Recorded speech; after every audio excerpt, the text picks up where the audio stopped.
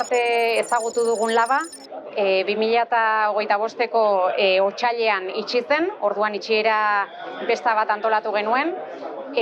Laba orain arte ezagutu dugun bezala 2022ko urtarrilean ireki zen, eta bueno, hori baino lehenago, prozesu arkupetik prozesuan abiatu zen guztia, horrela sortu zen labaren ideia eta laba proiektua, eta labak beti izan duen helburua izan da euskara eta edo euskal kulturaren bueltan zerbait egitea, ez?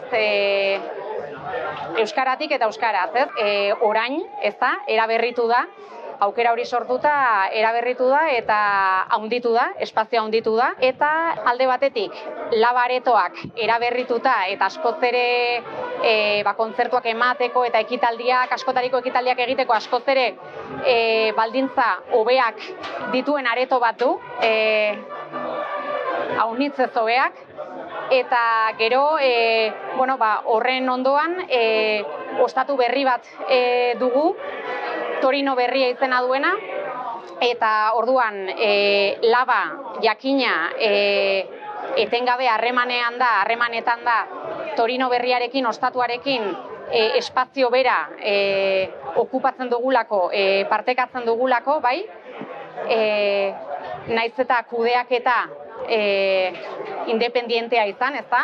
Hau da, labako bazkide garenok eta laba elkartea bera, hemendik aitzinera arduratuko da programazio kulturalaz, eta beraz, labaren helburu nagusia ez aldatu, euskaraz izateko, egoteko eta egiteko leku bat da laba, eta horixe, dugun leku hau erdigunea, Iruñaren erdigunea probestu nahi dugu horretarako, eta mundu guztia gonbidatua dago, laba berria ezagutzera. Eta larunbat honetan, irailaren 6an, laba inauguratzeko besta nagusia izanen dugu, nahiz eta gaur irailaren batean bertan hasi garen ezateak ireki dituen laba berriak.